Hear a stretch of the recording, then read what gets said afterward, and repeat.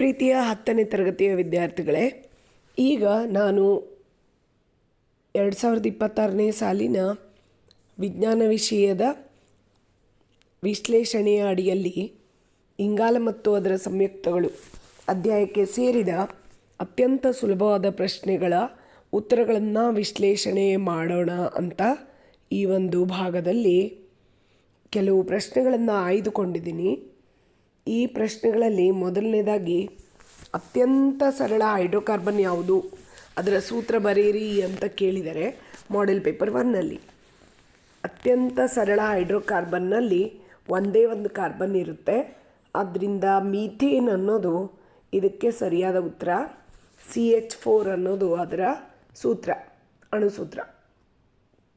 ಇನ್ನು ಹೈಡ್ರೋಜನೀಕರಣದ ಮಹತ್ವವೇನು ಅಂತ ಮಾಡೆಲ್ ಪೇಪರ್ 1 ಮತ್ತು 4ರಲ್ಲಿ ಕೇಳಿದೆ. ಅಪರ್ಯಾಪ್ತ ಹೈಡ್ರೋಕಾರ್ಬನ್ನನ್ನು ಪರ್ಯಾಪ್ತ ಹೈಡ್ರೋಕಾರ್ಬನ್ ಆಗಿ ಪರಿವರ್ತಿಸುವ ಕ್ರಿಯೆಯೇ ಹೈಡ್ರೋಜನೀಕರಣ. ಅದರ ಮಹತ್ವ ಕೇಳಿದಾಗ್ಲೂ ಅದನ್ನೇ ಸ್ವಲ್ಪ ಬದಲಾವಣೆ ಮಾಡಿ ಬರೆಯೋಕ್ಕಾಗತ್ತೆ. ಅಪರ್ಯಾಪ್ತ ಹೈಡ್ರೋಕಾರ್ಬನನ್ನು ಪರ್ಯಾಪ್ತ ಹೈಡ್ರೋಕಾರ್ಬನ್ ಆಗಿ ಪರಿವರ್ತಿಸಬಹುದು, ಅಷ್ಟು ಬರೆದ್ರೆ ಸಾಕು. ಅಥವಾ ಎಣ್ಣೆಗಳನ್ನು ಕೊಬ್ಬನ್ನಾಗಿ ಪರಿವರ್ತಿಸಬಹುದು ಅಂತ ಬರಿಬಹುದು. ಈಥೀನನ್ನು ದ್ವಿಬಂಧ ಹೊಂದಿರುವಂಥ ಈಥೀನನ್ನು ಏಕಬಂಧ ಹೊಂದಿರುವ ಈಥೇನಾಗಿ ಪರಿವರ್ತಿಸಬಹುದು. ಈ ಕ್ರಿಯೆಯಲ್ಲಿ ನಿಕ್ಕೆಲ್ ಮತ್ತು ಪೆಲ್ಲಾಡಿಯಂಗಳನ್ನು ಕ್ರಿಯಾವರ್ಧಕಗಳಾಗಿ ಬಳಸ್ತಾರೆ ಮತ್ತು ಹೈಡ್ರೋಜನ್ ಅನಿಲವನ್ನು ಈಥೀನ್ ಮೂಲಕ ಹಾಯಿಸಲಾಗುತ್ತೆ. ಇದರಲ್ಲಿ ಒಂದು ಪ್ರಶ್ನೆ ಪತ್ರಿಕೆಯಲ್ಲಿ ಈಥೀನ್ನ ಸೂತ್ರ, ರಚನಾ ಸೂತ್ರ ಕೊಟ್ಟು ಈಥೇನ್ನ ರಚನಾ ಸೂತ್ರ ಕೂಡ ಕೊಡಲಾಗಿದೆ. ಮಧ್ಯದಲ್ಲಿ ಅದರಲ್ಲಿ ಯಾವ ಕ್ರಿಯೆ ನಡೀತಿದೆ ಅಂತ ಕೇಳಲಾಗಿದೆ. ಕ್ರಿಯೆ ಬಂದು ಹೈಡ್ರೋಜನೀಕರಣ ಅಂತ ನೀವು ಗುರುತಿಸಬೇಕು ಅಷ್ಟೇ. ಇನ್ನು ಈ ಕ್ರಿಯೆಯಲ್ಲಿ ಉಪಯೋಗಿಸಲ್ಪಡುವ ಕೆಟಲಿಸ್ಟ್ ಅಥವಾ ಕ್ರಿಯಾವರ್ಧಕ ಯಾವುದು ಅಂತ ಕೂಡ ಕೆಲವು ಸಲ ಕೇಳ್ಬೋದು. ಅಥವಾ ಈಥೀನ್ನ ಹೈಡ್ರೋಜನೀಕರಣದಲ್ಲಿ ಬರುವಂಥ ಉತ್ಪನ್ನ ಹೆಸರಿಸಿ ಅಂತ ಕೇಳಿದಾಗ ಈಥೇನ್ ಅಂತ ಬರಿಬೇಕು. ಕ್ರಿಯಾವರ್ಧಕ ಯಾವುದು ಅಂತ ಕೇಳಿದಾಗ ನಿಕ್ಕೆಲ್ ಅಥವಾ ಪೆಲ್ಲಾಡಿಯಂ ಅಂತ ಬರಿಬೇಕಾಗತ್ತೆ. ಈ ಕ್ರಿಯೆಗೆ ಉಪಯೋಗವಾಗುವಂಥ ಅನಿಲ ಯಾವುದು ಅಂತ ಕೇಳಿದರೆ ಹೈಡ್ರೋಜನ್ ಬರೀರಿ. ಇನ್ನು ಮಾಡೆಲ್ ಪೇಪರ್ 1ನಲ್ಲಿ ಬಂದಿರತಕ್ಕಂಥ ಪ್ರಶ್ನೆ, ಹೈಡ್ರೋಕಾರ್ಬನ್ ಸಂಯುಕ್ತಗಳು ನಿಸರ್ಗದಲ್ಲಿ ಅತ್ಯಧಿಕ ಸಂಖ್ಯೆಯಲ್ಲಿ ಕಂಡು ಬರ್ತವೆ, ಕಾರಣ ಏನು ಅಂತ ಕೇಳಿದೆ. ಒಂದನೇದಾಗಿ ಕೆಟನೀಕರಣದ ಕಾರಣದಿಂದಾಗಿ ಅನೇಕ ಸಾವೇಲೆನ್ಸಿಯ ಬಂಧಗಳನ್ನು ಉಂಟು ಮಾಡಿ ಬೃಹತ್ ಸರಪಳಿ ಅಣುವನ್ನು ರಚಿಸುತ್ತೆ ಕಾರ್ಬನ್ನು ಅಂತ ಬರಿಬೇಕು. ಜೊತೆಗೆ ಸಮಾಂಗತೆಯ ಕಾರಣದಿಂದಾಗಿ ಒಂದೇ ಅಣುಸೂತ್ರ ಇದ್ದರೂ ಅನೇಕ ಬೇರೆ ಬೇರೆ ರಚನಾ ಸೂತ್ರದ ಸಂಯುಕ್ತಗಳು ಇರ್ತವೆ. ಇನ್ನು ಚತುರ್ವೇಲೆನ್ಸಿಯ ಗುಣದಿಂದಾಗಿ ಕಾರ್ಬನ್ಗೆ 4 ವೇಲೆನ್ಸಿ ಎಲೆಕ್ಟ್ರಾನ್ ಇರೋದರಿಂದ 4 ಏಕಬಂಧಗಳನ್ನು ರಚಿಸಬಲ್ಲದು. ಅದರಿಂದ ಅಸಂಖ್ಯಾತ ಸಂಯುಕ್ತಗಳು ಉಂಟಾಗ್ತವೆ ಅಂತ ನಾವು ಬರಿಬೇಕಾಗುತ್ತೆ. ಇನ್ನು ಮಾಡೆಲ್ ಪೇಪರ್ 1ನಲ್ಲಿರೋದು ದೊಡ್ಡ ಅಣುಗಳನ್ನು ಉಂಟು ಮಾಡುವ ಕಾರ್ಬನ್ನ ಗುಣ ಯಾವುದು ಅಂತ ಕೇಳಿದೆ. ಇದಕ್ಕೆ ಸುಲಭವಾದ ನೇರ ಉತ್ತರ ಕೆಟನೀಕರಣ. ಇನ್ನು ಪರ್ಯಾಪ್ತ ಮತ್ತು ಅಪರ್ಯಾಪ್ತ ಹೈಡ್ರೋಕಾರ್ಬನ್ಗಳ ವ್ಯತ್ಯಾಸವನ್ನು ಬರೆಯಿರಿ ಅಂತ ಒಂದು ಪ್ರಶ್ನೆ. ಇದು ಪದೇ ಪದೇ ರಿಪೀಟ್ ಆಗ್ತಾಯಿದೆ. ಮಾಡೆಲ್ ಪೇಪರ್ 2ನಲ್ಲಿದೆ. Very very important. ಪರ್ಯಾಪ್ತ ಹೈಡ್ರೋಕಾರ್ಬನ್ಗಳು ಮತ್ತು ಅಪರ್ಯಾಪ್ತ ಹೈಡ್ರೋಕಾರ್ಬನ್ಗಳು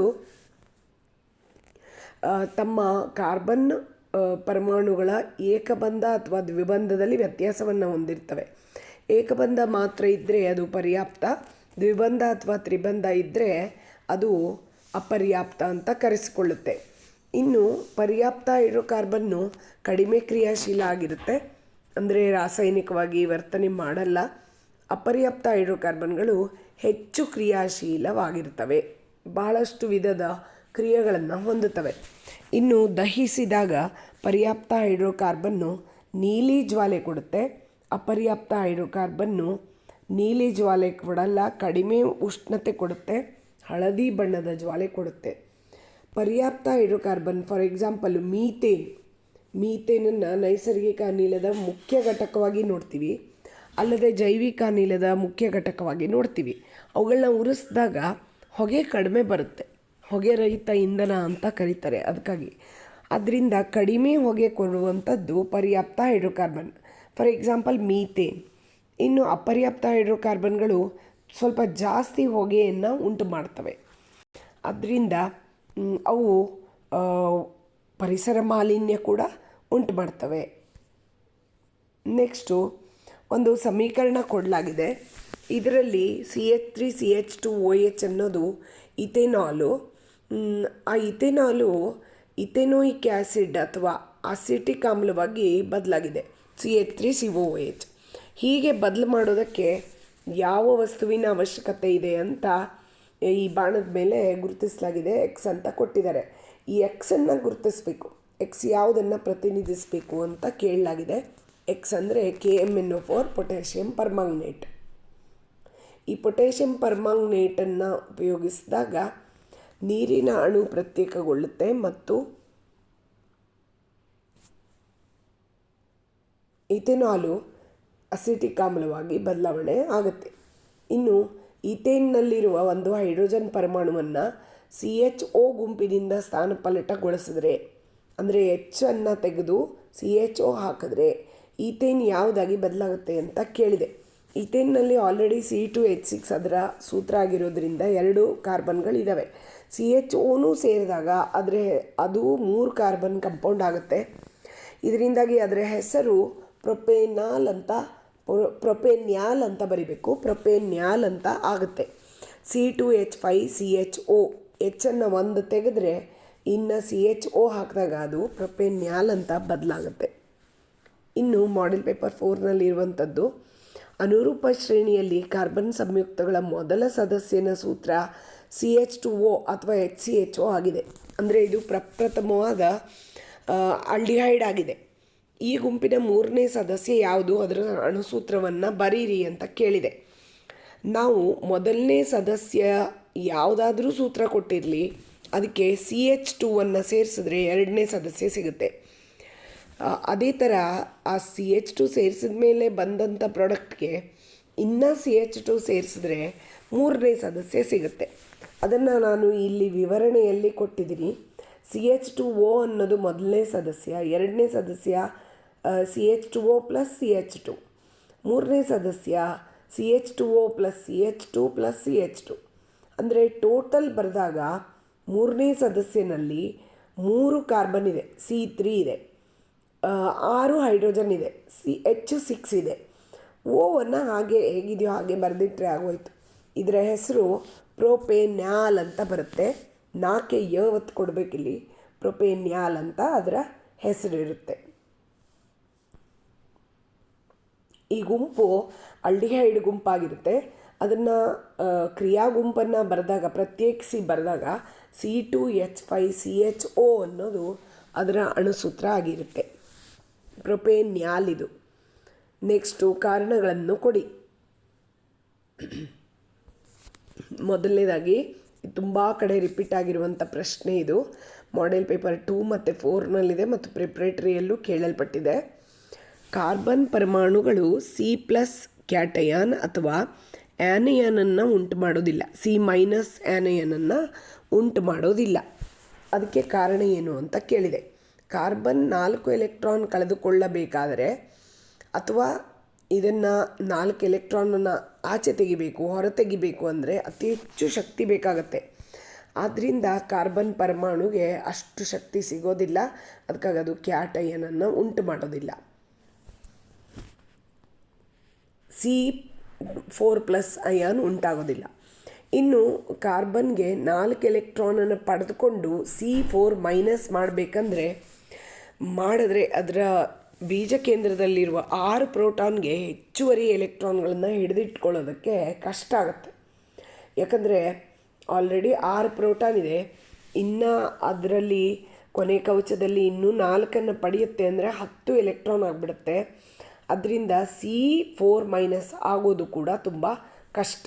ಅದರಿಂದ ಕಾರ್ಬನ್ನು C4+ ಆಗಲ್ಲ, C4- ಕೂಡ ಆಗಲ್ಲ. ಅದು ಆದಷ್ಟು ತನ್ನ ಎಲೆಕ್ಟ್ರಾನ್ಗಳನ್ನು ಹಂಚಿಕೆ ಮಾಡಿಕೊಂಡು ಕೋವೆಲೆಂಟ್ ಸಂಯುಕ್ತಗಳನ್ನೇ ಉಂಟು ಮಾಡುತ್ತೆ. ಇನ್ನೊಂದು ಪ್ರಶ್ನೆ ನೋಡೋಣ. ಮಾಡೆಲ್ ಪೇಪರ್ 4ನಲ್ಲಿ ಇರೋದು ಎಥೆನೋಯಿಕ್ ಆಮ್ಲವನ್ನು ಗ್ಲೇಷಿಯಲ್ ಅಸಿಟಿಕ್ ಆಮ್ಲ ಅಂತ ಯಾಕೆ ಕರೀತಾರೆ ಅಂತ ಪ್ರಶ್ನೆ. ಗ್ಲೇಷಿಯಲ್ ಅಂದರೆ ಐಸ್ ಅಥವಾ ಮಂಜುಗಡ್ಡೆ ಅಂತ. ಇದರ ಅರ್ಥ ಅಸಿಟಿಕ್ ಆಮ್ಲ ಯಾಕೆ ಘನರೂಪಕ್ಕೆ ಬರುತ್ತೆ ಅಂತಲೇ ಅರ್ಥ ಆಗುತ್ತೆ.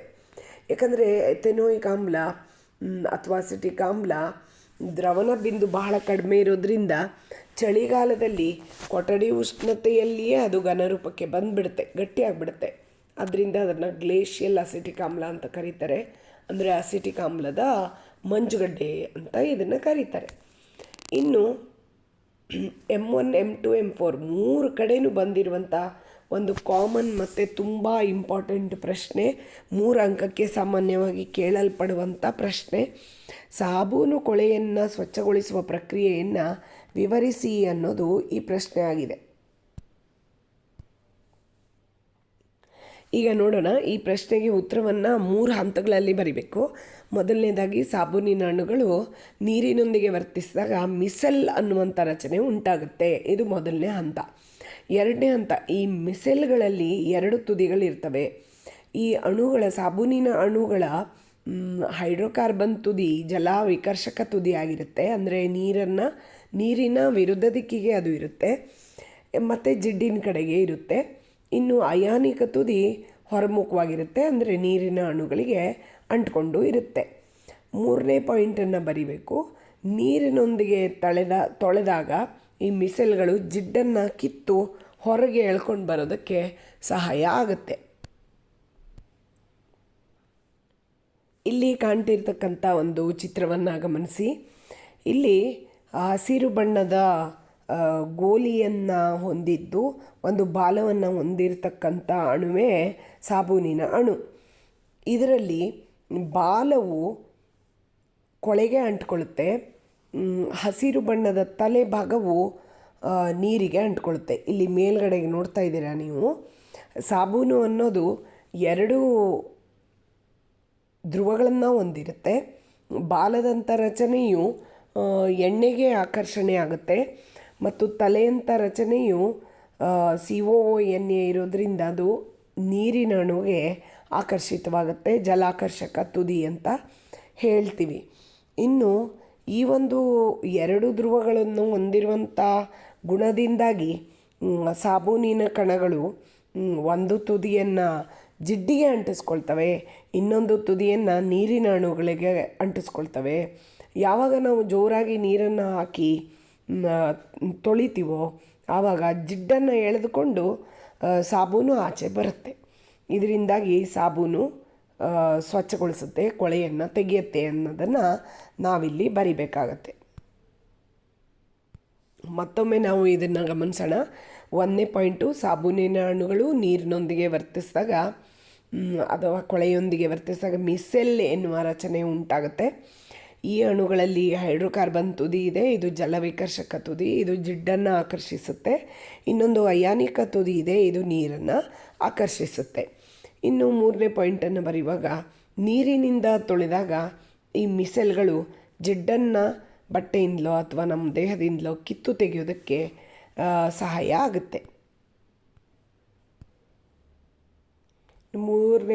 ಮುಂದಿನ ಪ್ರಶ್ನೆ ನೋಡೋಣ. ಎಸ್ಟರೀಕರಣ ಎಂದರೇನು? ಎಥೆನಾಲ್ನಿಂದ ಈಥೀನನ್ನು ಹೇಗೆ ಪಡೆಯುವಿರಿ ಅಂತ ಕೇಳಿದೆ.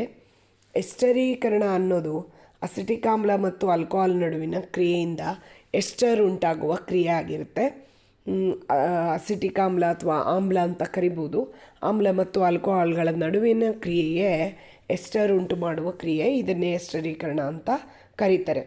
ಇನ್ನು ಎಥೆನಾಲ್ನಿಂದ ಈಥೀನನ್ನು ಹೇಗೆ ಪಡಿತಾರೆ ಅಂತಂದರೆ, ಎಥೆನಾಲ್ ಜೊತೆಗೆ ಸಾರೀಕೃತ ಸಲ್ಫ್ಯೂರಿಕ್ ಆಮ್ಲವನ್ನು ಹಾಕಿ ಕಾಯಿಸಿದಾಗ ನಿರ್ಜಲೀಕರಣಗೊಳ್ಳುತ್ತೆ. ಅಂದರೆ ನೀರು ಪ್ರತ್ಯೇಕ ಆಗುತ್ತೆ, ನೀರು ಹೊರಹಾಕಲ್ಪಡುತ್ತೆ, ಈಥೀನ್ ಉಂಟಾಗುತ್ತೆ. ಎಥೆನಾಲ್ ಹೋಗಿ ಈಥೀನ್ ಆಗುತ್ತೆ. ಈ ಈಥೀನನ್ನು ಪಾಲಿಥೀನ್ ಪ್ಲಾಸ್ಟಿಕ್ಕನ್ನು ಉತ್ಪತ್ತಿ ಮಾಡೋದಕ್ಕೆ ಬಳಸ್ಕೊಳ್ತಾರೆ. ಇನ್ನು ನೀರಿನ ಗಡಸುತನಕ್ಕೆ ಕಾರಣವಾದ ಲವಣಗಳು ಯಾವುವು ಅಂತಲೂ ಕೂಡ ಕೇಳಿದ್ದಾರೆ. ಬಹಳಷ್ಟು ಲವಣಗಳಿರ್ತವೆ. ಸಾಮಾನ್ಯವಾಗಿ ಈ 6 ಲವಣಗಳು, ಅದರಲ್ಲಿ ಕ್ಯಾಲ್ಶಿಯಂನ 3 ಲವಣ, ಮೆಗ್ನೀಷಿಯಂನ 3 ಲವಣಗಳು ನೀರನ್ನು ಗಡಸು ಮಾಡಿಬಿಡ್ತವೆ. ಯಾಕೆ ಅಂದರೆ ಸಾಬೂನಿನೊಂದಿಗೆ ಈ ಲವಣಗಳೇ ವರ್ತಿಸಿಬಿಡ್ತವೆ. ಆವಾಗ ಸಾಬೂನು ಜಿಡ್ಡಿನೊಂದಿಗೆ ವರ್ತಿಸದ ಕಾರಣ ಜಿಡ್ಡು ಹಾಗೆ ಉಳಿದುಕೊಳ್ಳುತ್ತೆ, ವಸ್ತುಗಳು ಸ್ವಚ್ಛ ಆಗೋದಿಲ್ಲ. ಅದರಿಂದ ನೀರಿನ ಗಡಸುತನ ಸ್ವಚ್ಛಗೊಳಿಸುವ ಕೆಲಸಕ್ಕೆ ತೊಂದರೆ ಮಾಡುತ್ತೆ. Calcium hydrogen carbonate, calcium sulphate, calcium chloride ಇವು ಮೊದಲನೇ 3 ಕ್ಯಾಲ್ಶಿಯಂನ ಸಂಯುಕ್ತಗಳು. ನೀರಿನಲ್ಲಿ ಕರಗಿದಾಗ ಆ ನೀರನ್ನ ಗಡಸು ಮಾಡ್ತವೆ. ಇನ್ನು magnesium hydrogen carbonate, magnesium sulphate, magnesium chloride ಇವು 3 ಮೆಗ್ನೀಷಿಯಂನ ಸಂಯುಕ್ತಗಳು. ಇವು ಕೂಡ ನೀರನ್ನು ಗಡಸು ಮಾಡ್ತವೆ. ಇಷ್ಟು ಮೇಲೆ ತೋರಿಸಿದಂಥ ಪ್ರಶ್ನೆಗಳು ಭಾಳಷ್ಟು ಸುಲಭವಾದ ಪ್ರಶ್ನೆಗಳಾಗಿರ್ತವೆ. ಹೈಡ್ರೋಕಾರ್ಬನ್ ಅಥವಾ ಕಾರ್ಬನ್ನ ಸಂಯುಕ್ತಗಳ ಅಡಿಯಲ್ಲಿ ಬರುವಂಥ ಸುಲಭದ ಪ್ರಶ್ನೆಗಳು ಇವುಗಳನ್ನು ಓದಿಕೊಂಡ ಪಕ್ಷದಲ್ಲಿ ಭಾಳಷ್ಟು ಅಂಕಗಳನ್ನು ಗಳಿಸೋದಕ್ಕೆ ಸುಲಭ ಆಗುತ್ತೆ. ಮತ್ತು ಈ ಪಾಠಕ್ಕೆ ತುಂಬ ಜಾಸ್ತಿ ಅಂಕಗಳನ್ನ ನಿಗದಿಪಡಿಸಿರೋದ್ರಿಂದ ಅದರೊಳಗೆ ಒಂದು 3-4 ಅಂಕಗಳನ್ನು ನೀವು ಗಳಿಸ್ಬೋದು. ಉಳಿದ ಅಂಕಗಳು ರಚನಾ ಸೂತ್ರ ಮತ್ತು ರಾಸಾಯನಿಕ ಕ್ರಿಯೆಗಳಿಗೆ ಮೀಸಲಾಗಿಟ್ಟರೂ ನೀವು 4-5 ಅಂಕಗಳನ್ನು ಸುಲಭವಾಗಿ ಈ ಅಧ್ಯಾಯದಿಂದ ಗಳಿಸೋದಕ್ಕೆ ಸಹಾಯ ಆಗುತ್ತೆ ಅಂತ ಹಾರೈಸ್ತಾ ಎಲ್ಲರೂ ಓದ್ಕೊಳ್ಳಿ, ಚೆನ್ನಾಗಿ ಪರೀಕ್ಷೆಗೆ ತಯಾರಿ ನಡೆಸಿ ಅಂತ ಹಾರೈಸ್ತಾ ಇದ್ದೀನಿ.